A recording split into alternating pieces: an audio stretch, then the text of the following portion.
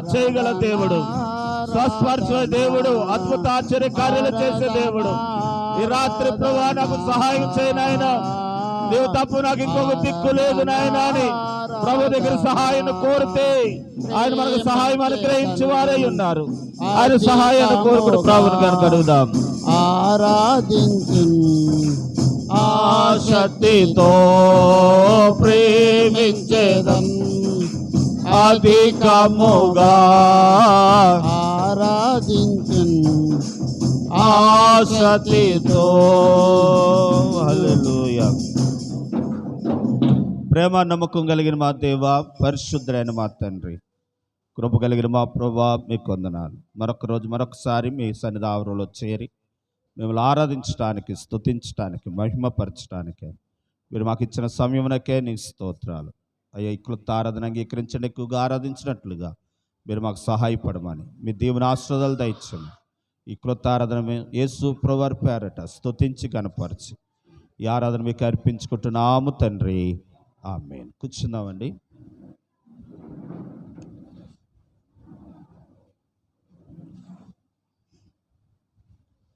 ప్రియులారా, ఈ సమయంలో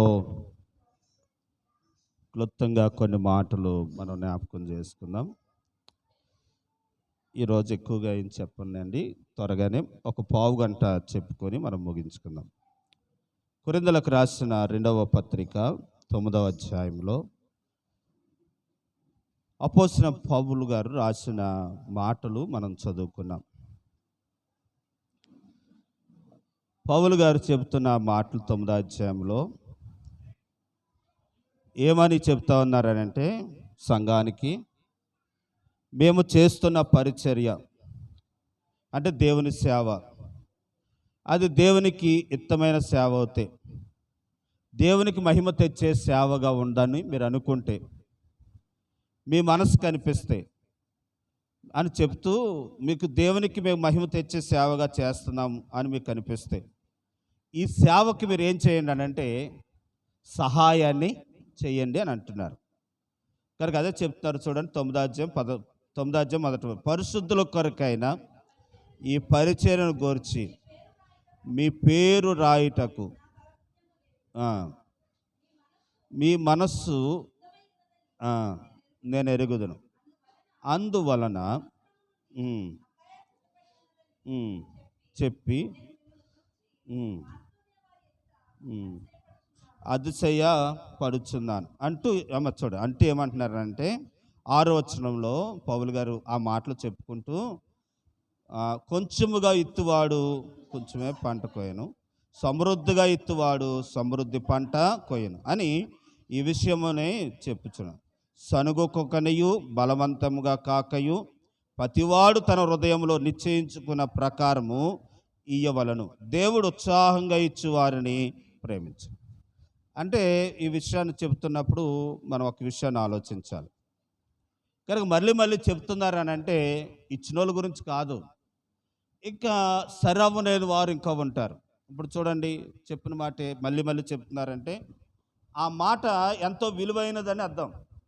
మార్త ఏమందానంటే, మార్త విస్తారమైన పనులు పెట్టుకుని ఆ పనులు చేస్తూ ఉంటుంటే, రా మరియా అంట్లు కడగలరా అని అంటుంటే, పాదాల దగ్గర కూర్చున్న మరియాను పిలుస్తుంటుంటే, యేసయ్య పాదాల దగ్గర కూర్చున్న మరియాను పిలుస్తూ ఉంటుంటే, అప్పుడు యేసయ్య పెద్దగా కేక వేసి ఏమన్నారంటే, మార్తా మార్తా, నువ్వు విస్తారమైన పనులు పెట్టుకున్నావు, కానీ మరియా ఉత్తమైన దానిని అది ఆమె యొద్ద నుండి ఎవరును తీసివేయలేరు అన్నారు. అంటే ఒక మాట 2 సార్లు చెప్తున్నారు, మళ్ళీ చెప్తున్నారంటే ఆ మాట చాలా మేలికరమైనదని మనం గ్రహించాలి అని చెప్తూ పౌలు గారు ఏం చెప్తున్నారనంటే, ప్రియులారా, పరిశుద్ధ పరిచర్య కొరకు, ఈ సేవా కార్యక్రమంలో కొరకు మీ పేరు కూడా పరిశుద్ధ గ్రంథంలో రాయబడినట్లుగా ఈ పరిచర్యలో మీరు ఏం చేయండి అని అంటే సహకారులుగా ఉండండి అని అంటూ ఏమంటున్నారంటే, కొంచెముగా ఇత్తువాడు కొంచెము పంటే కోస్తారట. అంటే అదే ఎంత ఎత్తితే అంతే పంట వేస్తాం కదండి. కనుక ఎకరం ఎత్తితే ఎకరం పంట కోస్తాం, అరెకరం ఎత్తితే అరెకరం పొలం కోస్తాం. అటుది కానీ మనం దేవుని పరిచర్య కొరకు ఇవ్వాలి అనిపించినప్పుడు కనుక విస్తారముగా మనం ఇచ్చినప్పుడు విస్తారమైన పంటను కోస్తాం. అదే ఎలాగివ్వాలట అని అంటే చెప్తున్నాడు చూడండి. ఎలాగివ్వాలట అని అంటే ప్రియులరా, సనుగుకొకనియు బలవంతముగా కాకయు ప్రతివాడును తన హృదయంలో నిశ్చయించుకున్న ప్రకారము ఇవ్వలను. కొంచెం పైకెళ్ళి చదివితే ఏమంటారు తెలుసా అండి? సనుగు కనుకయు అని అంటే ఏంటనంటే 9వ అధ్యాయం 2వ వచనంలో, మీ మనసు స్థిరమై ఉండి ఎరుగుదును, అందువలన సిద్ధమై ఉన్నదని నేను ఎరుగు. అంటే దేవునికి ఇచ్చే విషయంలో మనం ముందుగానేమై ఉండాలి? సిద్ధపడి ఉండాలి. అందుకే సనుగొకయు బలవంతముగా కాకయు దేవునికి మనము ఇచ్చేవారంగా మనం ఉండాలి. మనం చాలాసార్లు పొరపాటు ఏం చేస్తామనంటే అండి, మన క్రిస్టియన్లో ఉన్న తత్వం ఏంటనంటే అన్నీ బాగుంటాయి, పాటలు బాగా పాడతాం, వాక్యం బాగా చదువుతాం, వాక్యం బాగా చెప్తాం, అన్నీ చేస్తాము కానీ, ప్రార్థన బాగా చేస్తాము కానీ, దేవునికి ఇచ్చే కాడికి వచ్చిన వాడికి చాలామంది ఏమవుతారనంటే వెనక్కి అడుగేస్తారు. నాకు ఒకరిద్దరు బయట వరకు కొంతమంది తెలుసు, దశమ భాగం అంతా పోజేసి సంవత్సరం ఆఖరి రోజున పెద్ద క్రిస్మస్ చేస్తాడు. ఒక ఆయన బట్టలు పంచి పెడతాడు, భోజనాలు పెడతాడు. అది కాదు, దశమ భాగము ఎక్కడ ఇవ్వాలి చూడండి. మలాకి రాసిన గ్రంథం మలాకి రాసిన గ్రంథంలో తమ సొంతానికి పేరు ఘనతలకు వాడుకోకూడదట. అది దేవుని వాక్యం చెప్తా ఉంది. మలాకి గ్రంథం 3వ అధ్యాయం 19వ వచనంలో, నా మందిరములో ఆహారం ఉన్నట్లు నా మందిరంలో ఆహారం ఉన్నట్లు 10వ భాగమంతయు మీరు నా మందిర నిధిలోనికి తీసుకుని రండి. దీన్ని చేసి మీరు నన్ను శోధించిన ఎడల నేను ఆకాశ వాకులను ఇప్పి పట్టజాలంత విస్తారమైన వినండి. దశమ భాగం అనేది మన సొంతానికి కొరిసి పెట్టుకోకూడదు. దశమ భాగం అనేది మన పేర్లు ఘనతలకు కొరిసి పెట్టుకోకూడదు. ఆ దశమ భాగం ఎక్కడికి తేవాలట? 10వ వంతు దేవుని మందిరంలోనికి తీసుకువచ్చి అప్పుడు దేవుని మందిరంలో పెట్టి అప్పుడు దేవుని ఏం చేయాలంటండి? శోధించాలట. నేను ఎలా చేయమన్నావు, నేను చేస్తాను, కాబట్టి నువ్వు నాకు సహాయం దయచేయమని దేవుణ్ణి అడిగినప్పుడు అంటండి దేవుడు మనకి చేసేవారుగా ఉంటారని వాక్యం చెప్తా ఉంది. చూడండి అమ్మా, ఒక మాటను మనం ముందుకు వెళ్ళి చదువుదాం. ప్రియులారా, సామెతల గ్రంథంలో మనం చదివితే అండి కొంతమంది అంటండి 11వ అధ్యాయం 24వ వచనంలో,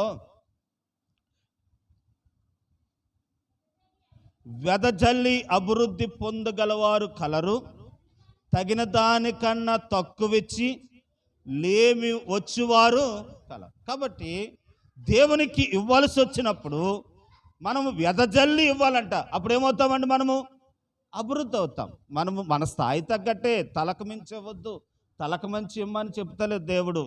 దేవుడు చెప్తున్నది ఏంటంటే నీ విత్తినది నీకు పంట పండాలి అని అంటే కనుక ఎంతగా ఎత్తుతావో అంత పంట పండాలని అంటే ఎదజల్లి ఏం చేయాలనంటే మనం చల్లాలి. ఒక చోట ఏమని ఉంటుందనంటే మీ ఆహారం నీళ్ళ మీద వేయండి, తగిన కాలం అంది అది మీకు ఆహారము అవుతుంది అన్నాడు.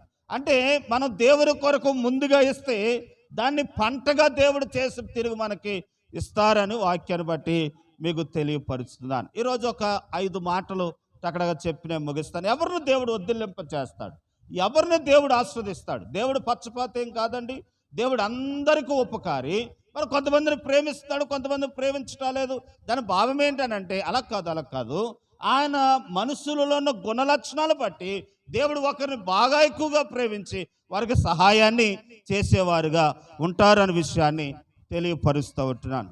ప్రియులారా, గమనించండి, దేవుని వాక్యంకో మాట చూపించి ఒక 5 విషయాలు మీకు జ్ఞాపకం చేసిన త్వరగానే నేను ముగిస్తానండి. ప్రియులారా, కీర్తన గ్రంథంలో మనం చదివితే అండి కనుక ఈ మాటలు కొన్ని మాటలు చెప్పుకుని అప్పుడు వరుసగా ఒక 5 మాటలు మీకు చెప్తానండి. 112వ కీర్తన 10వ వచనాన్ని మనం చదువుదాం. దయతో గమనించండి. కనుక ఈరోజు పాఠం వచ్చింది కాబట్టి చెప్తాను. 1, 2వది, ఇంకెవరైనా ఇవ్వలేని తత్వంగా ఉంటే మనము దేవునికి ఇచ్చి ఇంతకాలం ఇవ్వకపోవటాన్ని బట్టి మేలు పొందలేకపోతున్నామని ఎరిగి ఇక్కడి నుంచైనా దేవునికి ఇవ్వటానికి మన ప్రయత్నము చేద్దాం. ప్రియులారా, గమనించండి, దేవునికి ఇచ్చే విషయంలో ఉత్సాహంగా సంతోషంగా ఇవ్వాలి. అన్ని విషయాల్లో దేవునికి ఇవ్వాలి. అమ్మ అన్ని విషయాల్లో ఇవ్వాలి. జాయ్ గారికి ఇచ్చాం లేకపోతే ఎవరికో ఇస్తున్నాం అని ఆ భావంతో ఇవ్వకూడదు. దేవుడు ఇమ్మన్నాడు కాబట్టి దేవునికి ఇస్తున్నాం అని భావంతో ఇస్తే దానికి తగిన ప్రతిఫలాలు దేవుడు మనకి ఇస్తారనే విషయాన్ని తెలియపరుస్తూ ఉన్నాను. ఇంకొక విషయం ఏంటనంటే అన్ని విషయాల్లో ఇవ్వాలట. చూడండి సామెతల గ్రంథంలో ఆ మాట చదువుదామండి ప్రియులారా. సామెతల గ్రంథం 3వ అధ్యాయంలో 3వ అధ్యాయము సామెతల గ్రంథం 3వ అధ్యాయము 3వ అధ్యాయం అండి అమ్మ 3వ అధ్యాయం ఎన్నవచ్చు 9వ వచ్చిన నీ రాబడి అంతటిలో పదమ ఫలమును నీ ఆస్తిలో భాగమిచ్చి యెహోవాను ఏం చేయాలట. ఈ ఆస్తిలో భాగం అంటే 10 ఎకరాలు ఉందనుకోండి. 10 ఎకరాల్లో ఆస్తి అంటే అదే కదా. 1 ఎకరం ఎవరికి ఇవ్వాలి? ఇసాక్ గారు ఒక ఆయన వస్తున్నారని తాడేపల్లిగూడెము ఈ మధ్యన. తాడేపల్లిగూడెం వస్తూ ఉంటుంటే ఆయనకి పొలం ఇచ్చేసారట 5 ఎకరాలు దేవుని మందిరానికి. అని ప్రియులారా నేను అంటున్న మాట ఏంటంటే అలా ఇచ్చేవాళ్ళు ఉన్నారు. ఆయనకి ఎంతో ఉందో దాన్ని బట్టి ఆయనకి ఇచ్చారు. నేను అంటున్న మాట ఏంటంటే నీ రాబడి అంతటిలో పదమ ఫలమును నీ ఆస్తిలో భాగమిచ్చి, ఆస్తిలో వద్దులే అండి, మనకి ఏదైతే ఇచ్చాడో అందుట్లో దేవునికి ఏం చేయాలట, ఇవ్వాలి, భాగం ఇవ్వాలి. అది ఏదైనా సరే. ఒకవేళ చెప్పుకుందాం యేసు ప్రభువు అన్నారు కనుక మీరు జీలకర్రలోను పుదీనాలోను సోపులోను అన్ని విషయాలు ఇస్తారు, మంచిదే. అవి చేస్తూ ఇవి కూడా చేయండి అంటే వాటిల్లో కూడా దేవునికి ఏం చేయాలట, ఇవ్వాలి. అంటే కారంలో పప్పులో ఉప్పులో జీలకర్రలో పచ్చిమిరకాయలు ఇవ్వగలిగితే ప్రియులారా అలా ఇచ్చి చూడు. మనం ఇచ్చి ఎదజల్లితే దేవుడు ఏం చేస్తాడనంటే దాన్ని పంటగా దేవుడు మళ్ళీ మనకి ఇస్తారనే విషయాన్ని మీకు తెలియపరుచుకుంటున్నాను. కాబట్టి ఈరోజు దేవుని వాక్యం చెప్తా ఉంది. ఇక్కడే ఈ అధ్యాయంలో చూస్తే అండి చక్కని మాట ఉంటుందండి ప్రియులారా. చాలాసార్లు చెప్తానండి ఏమనంటే దేవుని వాక్యం ఎలా ఉంటుందంటే కండిషన్తో కూడి ఉన్నది, కండిషన్తో ఉంటుందండి. నువ్వు దేవునికి ఇది చేస్తే నేను నీకు ఇది చేస్తాను అని అంటాడు. నీ దేవుడైనా యెహోవా మాట శ్రద్ధగా వింటే నేను నిన్ను పట్టణంలోను దీవిస్తాను, పొలంలోను దీవిస్తాను. మీ గర్భ పొలములు ఏమవుతాయంటండి, దీవించబడితే అందరికంటే, నేను మామూలుగా చెప్తాను, అందరికంటే నువ్వు వెచ్చుగా ఉంటావు. బయటకు వెళ్ళినట్టు దీవెన, లోపలికి వచ్చినట్టు దీవెనలు. ఈ దీవెనలన్నీ రావాలంటే కండిషన్ ఏంటి? నీ దేవుడైన యెహోవా మాట ఏం చేయాలట, శ్రద్ధగా వినాలి. అలాగే వింటే కనుక దేవుడిచ్చే ఆశీర్వాదాలు ఏంటనంటే ఈ దీవులన్నీ మన మీదకి వస్తాయంట, ఈ ఆశీర్వాదాలన్నీ మన మీదకి వస్తాయట. ఏంటి ఆశీర్వాదాలు అని మనం గమనిస్తే ప్రియులారా దేవుని వాక్యాన్ని బట్టి మీతో చెప్తా ఉన్నాను. ఏమిటా దీవెనలని మనం ఆలోచిస్తే మనకి పట్టణంలో దీవించి పెడతాం, పొలంలో దీవించి పెడతాం, గర్భ పొలాలు దీవించి పెడతాయి. అన్ని విషయాలు మనం ఏమవుతామంటే అండి అలాగే ఇక్కడ కూడా ఉంటుంది చూడండి కండిషను, దాని ప్రతిఫలం. బైబిల్ అంతా కూడా అలాగే ఉంటుందండి. చూద్దాం చూడండి 3వ అధ్యాయం సామెతల గ్రంథం 3వ అధ్యాయంలో చూస్తే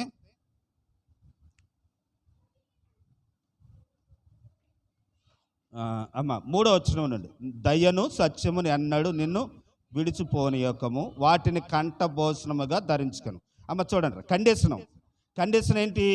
దయ్యను సత్యమును ఎన్నడూ ఏం చేయొద్దటండి, విడిచిపోవద్దు, వాటిని కంఠభూషణంగా చేసుకోండి.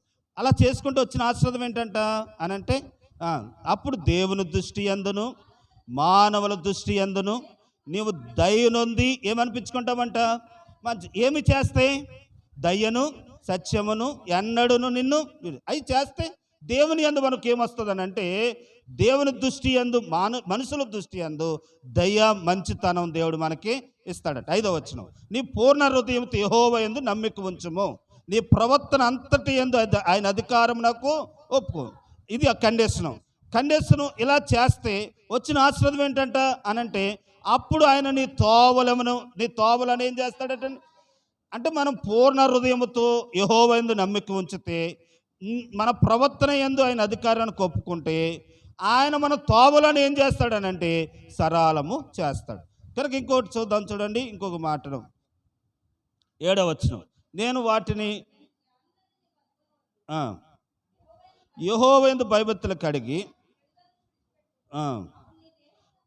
అప్పుడు నీ దేహమునకు ఆరోగ్యమును నీ ఎముకలకు ఏం కలుగుతుంది అంటే కండిషన్. ఆరోగ్యం కలగాలంటే కండిషన్ ఏంటి, ఏం కలిగి ఉండాలి అనంటే నేను జ్ఞానిని కదా అనుకోకుండా యెహోవా యందు భయభక్తులు కలిగి చెడుతనాన్ని నిడిచిపెడితే ఈ ఆశీర్వాదం వస్తుందట. ఏ ఆశీర్వాదం అనంటే అప్పుడు నీ దేహమునకు ఆరోగ్యమును, నీ ఎముకలకు దేవుడు మనకేం కలుగు చేస్తాడంటే, సరే 9వ వచనం, నీ రాబడంతటిలో 10వ ఫలమును, నీ ఆస్తిలో భాగమిచ్చి యెహోవాను కనపరచును. అది కండిషన్.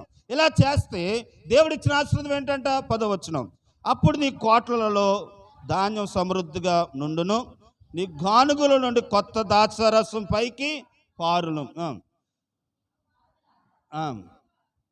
అమ్మ చాలరా. కాబట్టి మనం ఎప్పుడైతే దేవునికి ఇస్తామో దేవుడు ఇచ్చిన ఆశీర్వాదం ఏంటంట అని అంటే, అప్పుడు నీ కొట్లలో ధాన్యము సమృద్ధిగా ఉంటుందట, నీ గానుగుల్లో నుండి కొత్త ద్రాక్షారసం పైకి పోను. అమ్మ నేను ముందుకు వెళ్ళిపోతున్నాను. పాత నిబంధనలు దివ్యోదేశ కాండంలో ఉంటుంది. ఏమనంటే తీయొద్దులండి, అది కదరా. నేను ఈ మాట చెప్తున్నాను, ఒకవేళ మీకు ఐడియా ఉంటుంది తీయండి. ఏమనంటే పాతది అలాగే ఉంటుందంట, మళ్ళీ కొత్తది వస్తుందంట. అర్థమైందా? పాతది అలాగే ఉంటుందంట, కొత్తది వస్తుందంట. అంటే దాని అర్థం ఏంటంటే, పాత జీతం అలాగే ఉంటుందంట, దేవునికి మనం ఇచ్చిస్తున్న దాన్ని బట్టి మళ్ళీ కొత్తది దేవుడు మనకి ఇస్తాడంట. ఈరోజు చూడండి, చాలామంది వచ్చిన జీతమే సరిపోని పరిస్థితులలో ఉంటుంది. ఎందుకనంటే వారు వెదజల్లి దేవునికి ఇవ్వలేకపోతూ ఉన్నారు. కాబట్టి కనుక పాతది కాదు కదా, కొత్తది కూడా సరిపోతలేదు అన్నట్టుగా ప్రజలు ఉంటున్నారు అనే విషయాన్ని మొదటి మాట ఏంటనంటే, దేవునికి మనం ఇస్తే అప్పుడు దేవుడు మనల్ని ఏం చేస్తాడనంటే వద్దిల్లింప చేస్తాడు. అందరూ ఒకసారి దేవుని స్తోత్రం చెప్దామండి. మొదటి మాట మర్చిపోవద్దు, దేవునికి ఇస్తే దేవుడు మనల్ని ఏం చేస్తాడట? వద్దిల్లింప చేస్తాడు. రెండు ఏంటంట? చదువుదాం చూడండి, ఏబు గ్రంథం 8వ అధ్యాయం. ఒకటి, దేవునికి ఇస్తే దేవుడు వద్దిల్లింప చేస్తాడట. ఇంకేం చేస్తే దేవుడు వద్దిల్లింప చేస్తాడు మనల్ని అని అంటే, చూడండి, ఏదైనా సరే దేవుడు వద్దిల్లింపకు చేయకపోతే మనం ఏ విషయంలో కూడా అభివృద్ధి చెందమంటండి. 8వ అధ్యాయంలో మనం చూస్తే అండి ప్రియులారా, 8వ అధ్యాయం 6వ వచనంలో ఆ మాటలు చదవంటారమ్మా.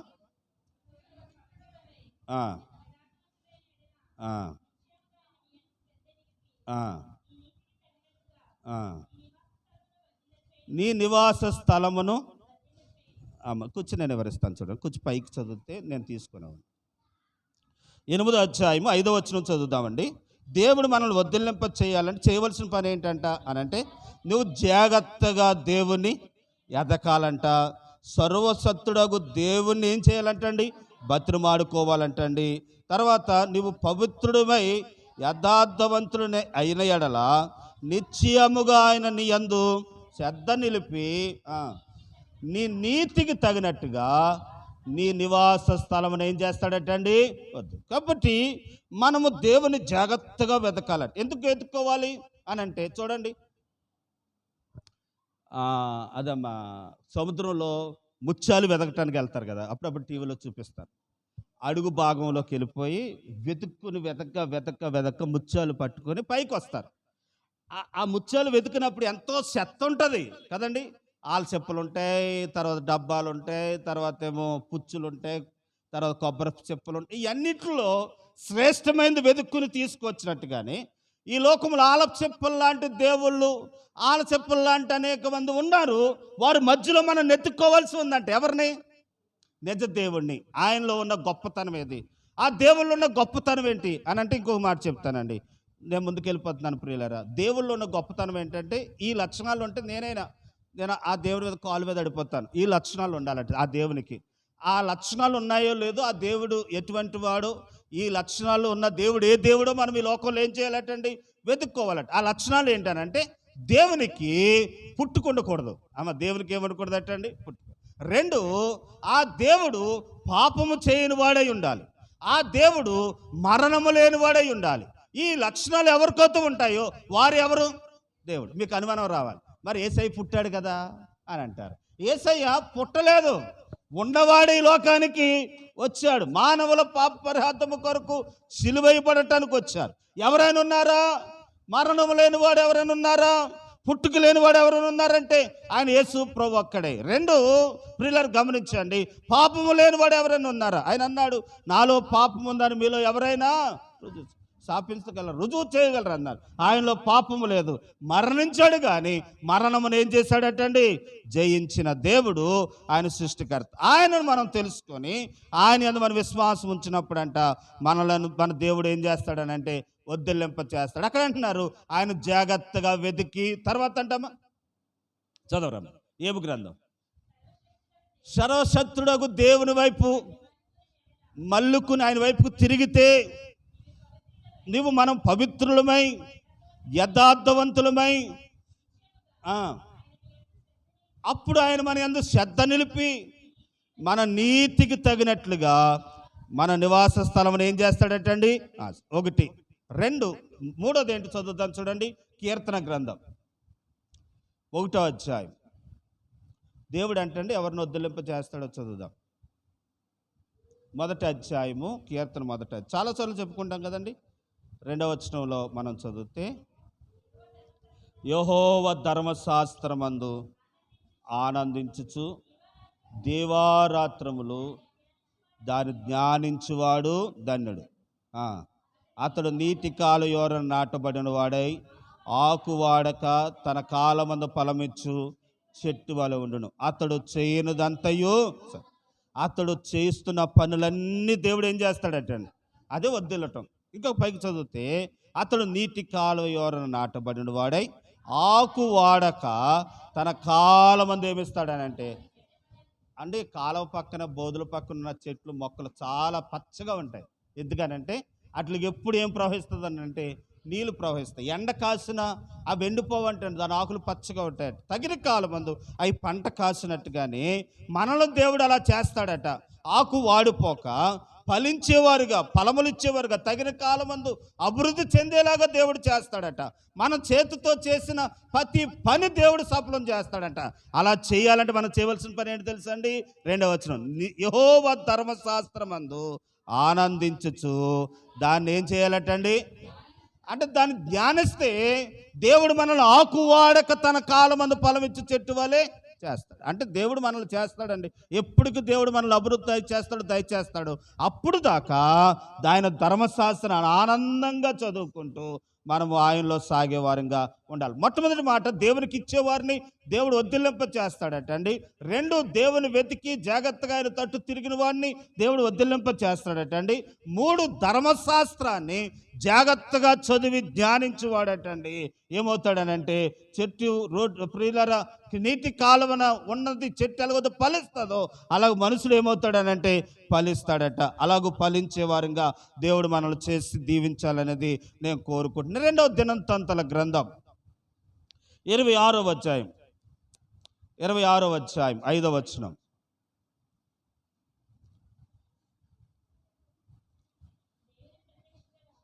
దేవుని ప్రత్యక్ష దినముల యందు తెలివి కలిగిన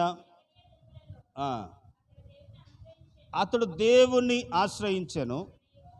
అతడు యెహోవాను ఆశ్రయించినంత కాలము దేవుడు అతను ఏం చేశాడటండి.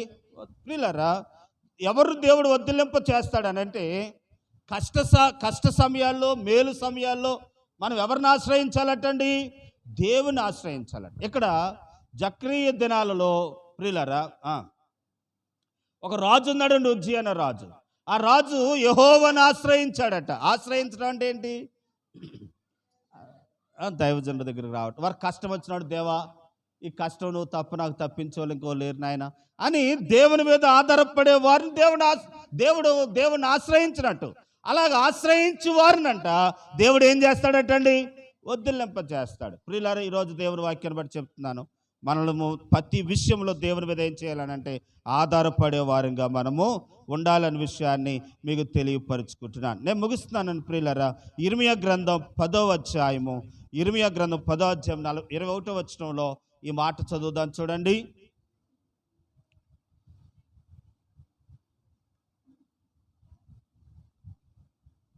పదో అధ్యాయం 21వ వచనం.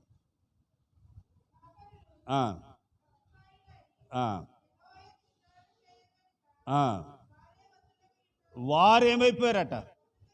చాలు, నేను వివరిస్తాను చూడండి. దేవుని దగ్గర వదిల్లాలంటే మనం దేవుని దగ్గర ఏం చేయాలి, విచారణ. అంటే విచారణ అంటే ప్రార్థన చేయాలి. నేను ఖచ్చితంగా చెప్పేస్తున్నాను ఒక మాట ఏంటంటే, విచారణ చేయని వాడు ఎన్నడికి వదిల్లరు ప్రియులరు. వారి కార్యంలో అభివృద్ధి అవ్వవు. ఈరోజు దేవుని వాక్యం చెప్తా ఉంది, కాపరు అవనవ్వండి, విశ్వాసం అవనండి, ఎవరు అవనవ్వండి, ఆయన దగ్గర మనం ఏం చేయాలటండి?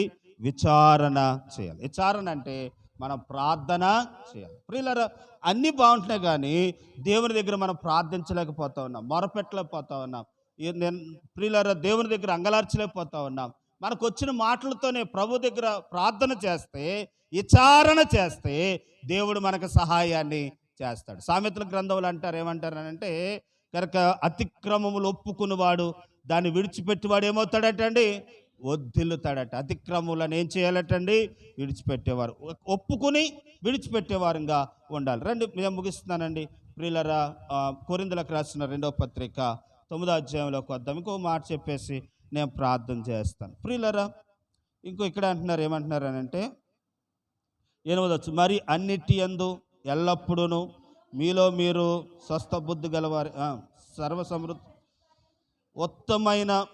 సర్వసమృద్ధి గలవారై ఉత్తమైన ప్రతి కార్యము చేయుటకు దేవుడు మీ ఎడల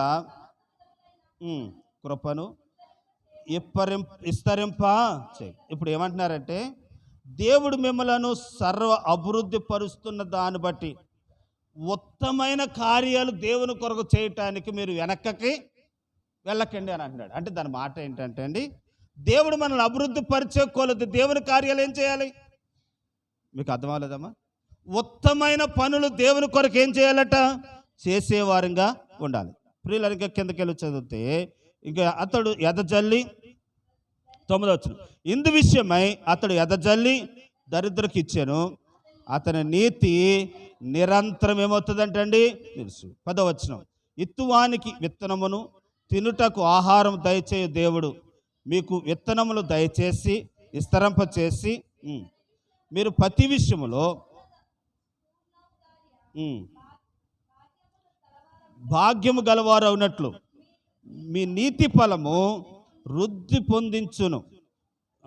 అమ్మ, ఇప్పుడు ఈ మాట అర్థమైందండి. ఏమంటున్నాడంటే, ఇత్తువానికి ఇత్తనమును తినుటకు ఆహారము దయచేయ దేవుడు మీకు ఇత్తనములు దయచేసి విస్తరింప చేసి మీరు ప్రతి విషయంలో పూర్ణ భాగ్యవంతులగునట్లు ఏమయ్యామంట?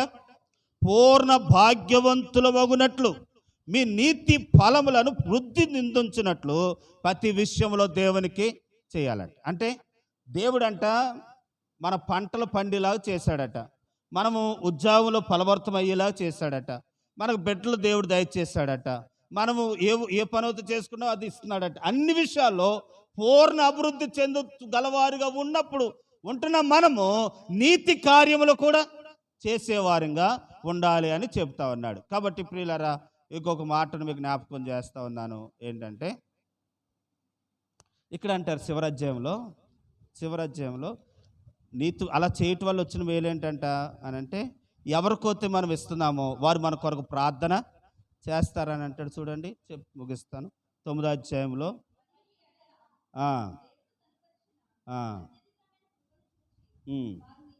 వారు మీ నిమిత్తము ప్రార్థన చేయొచ్చు మిమ్మలను చూడవలనని ఎక్కువ కోరిక అమ్మ, మీరు ఎవరికొతే కానుకిచ్చి పంపి సహకారం చేస్తా ఉన్నారో ఆ వ్యక్తులు సంతోషించి మీ కొరకు ఏం చేస్తారట?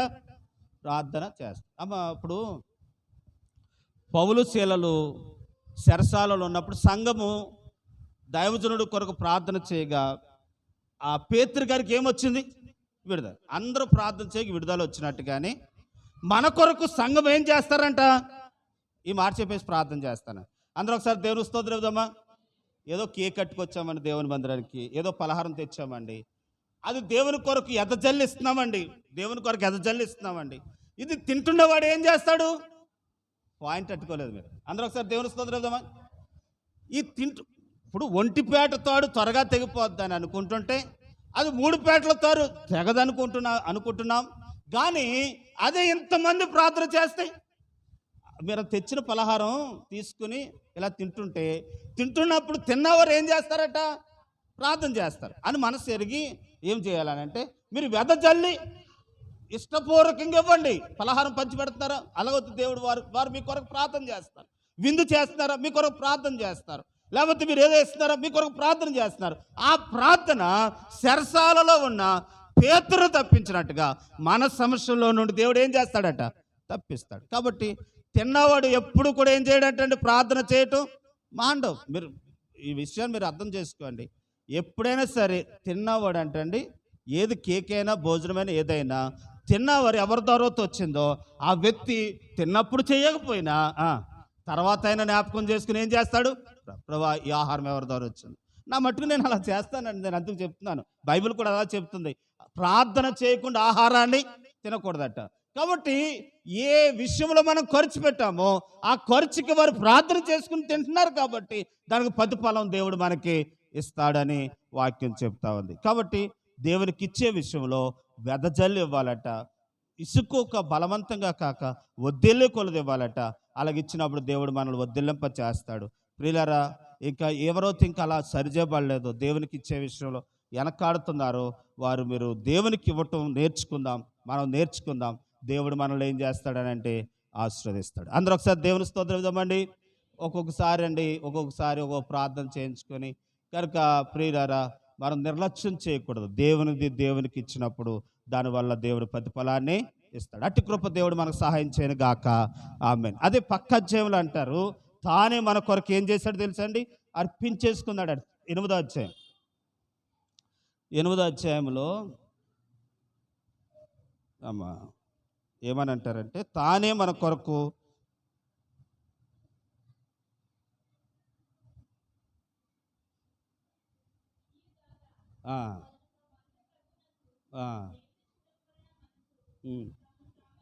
తన్ను తానే ఏం చేశాడటండి, అప్పగించుకునేను. మరి కాదు, 9వ వచనం, మీరు మన ప్రభు అయిన యేసుక్రీస్తు కృపను ఎరుగుదురు కదా, ఆయన ధనవంతుడయుండియు మీరు తన దాతత్వం వలన ధనవంతులు కావాలనని మీ నిమిత్తము ఆయన ఏమైపోయాడటండి, ఇందు గూర్చిన మళ్ళీ చెప్తాను. కనుక ప్రియులారా, ఆయన ధనవంతుడై ఉండి మనల్ని ధనవంతులుగా చేయటానికి ఆయన ఏమైపోయాడట, దరిద్రుడైపోయాడు. ఆయన తన జీవితాన్ని అర్పించేసుకున్నాడు. ప్రభుకి ఏమి ఇవ్వగలం? ప్రార్థన చేసుకుందాం, తలలు వంచుదాం, కళ్ళు మూసుకుందాం. ప్రియులారా, కొన్ని మాటలు విన్న వాక్యాన్ని బట్టి మనం సరి చేసుకుందాం, ఆలోచిద్దాం. ఈరోజు అరసపాఠంలో వచ్చింది, ఇది ఎంతో శ్రేష్టమైన మాటలు, నిర్లక్ష్యంగా తీసుకోవద్దు. దేవుడే చెప్తా ఉన్నాడు, కొంచెముగా ఇత్తువారు కొంచెమే పంట పొందుతారు, విస్తారంగా ఇత్తువారు విస్తారమైన పంట పొందుకుంటారు. కాబట్టి ఇచ్చేవారు వద్దెలుతారు. ప్రియులరా, ఇది ఫలానా వ్యక్తికి ఇస్తున్నాం అనుకోకూడదు, దేవునికి ఇస్తున్నాం అనుకోవాలి. దేవునికి ఇస్తున్నామని మీరు ఇస్తే, మనం ఇస్తే అది ఎంతైనా ఇష్టపూర్వకంగా సణుగుకోక బలవంతంగా కాకేస్తే ఇదిగో దేవుడు మనల్ని వద్దెలింప చేస్తాడు. 1. 2, మనం చూస్తున్నాం, ధర్మశాస్త్రాన్ని జ్ఞానించాలట, చదవాలట, వద్దెలింప చేస్తాడు. ఆయన తట్టు తిరిగి ఆయన వెతికితే ఆయన మనల్ని వద్దెలింప చేస్తాడట.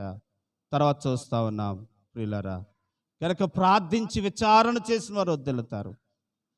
తర్వాత చూస్తూ ఉన్నాం, దేవునికి ఇచ్చే విషయంలో వెనకాడొద్దు, అతిక్రమంలో ఒప్పుకుని విడిచిపెట్టేవాడు వద్దెలుతాడు. కాబట్టి అలాగ ప్రేమ నమ్మకం కలిగిన మా దేవ, పరిశుద్ధుడైన మా తండ్రి, కృప కలిగిన మా ప్రభు, మీకు వందనాలు, స్తోత్రాలు, స్తుతులు చెల్లించుకుంటున్నాం.